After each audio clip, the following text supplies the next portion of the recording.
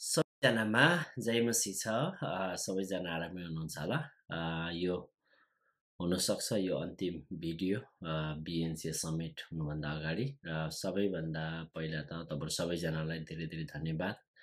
BNC समिटको लागि तपाईँहरूको continue प्रार्थना अनि हाम्रो लागि आर्थिक सहयोग अनि रेजिस्ट्रेसन गर्नुभएको लागि र तपाईँहरूलाई यो जानकारी गराउन चाहन्छौँ, जतिजनाले तपाईँ रेजिस्ट्रेसन गर्नुभएको छैन तपाईँले चाँडोभन्दा चाँडो गरिदिनु भयो भने हाम्रो लागि धेरै ठुलो सहयोग हुनेछ।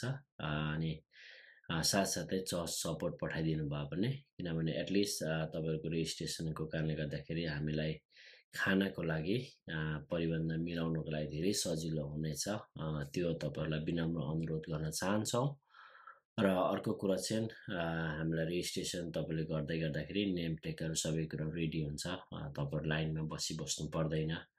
छिटो हामीले लाइन रेजिस्ट्रेसनको लाइनलाई अथवा हाम्रो एक्सपर्टाइज एक्सप्रेस गर्न सक्छौँ हाम्रो रेजिस्ट्रेसनको टेबलबाट। त्यो पनि तपाईँहरूलाई त्यो जानकारी गराउन चाहन्छौँ। र अर्को चाहिँ जतिजनाले तपाईँले ट्यालेन्ट सो गर्दै हुनुहुन्छ, हाम्रोमा 2 दिनको ट्यालेन्ट सो गर्दै गर्दाखेरि तपाईँले पहिले नै तपाईँहरूको नामहरू दिनुपर्ने हुन्छ। योपालि हाम्रो बिएनसी यो टिमहरूले गर्दै हुनुहुन्छ।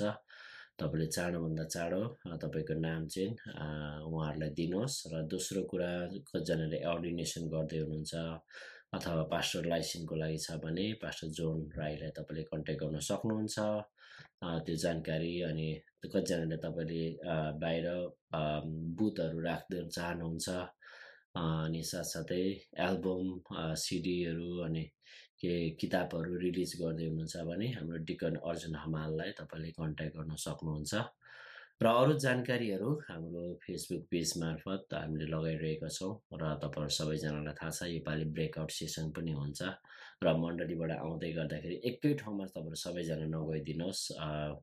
फाल्टो फाल्टो ठाउँमा जानुभयो भने धेरै कुराहरू सिकेर जानु सक्नुहुनेछ भन्ने हाम्रो अनुरोध हो तपाईँहरू सबैजनालाई। र अरू केही प्रश्नहरू भए हामीलाई यो भिडियो मार्फत अथवा तपाईँले हामीलाई टेक्स्ट मार्फत पनि रिसिभ गर्न सक्नुहुनेछ।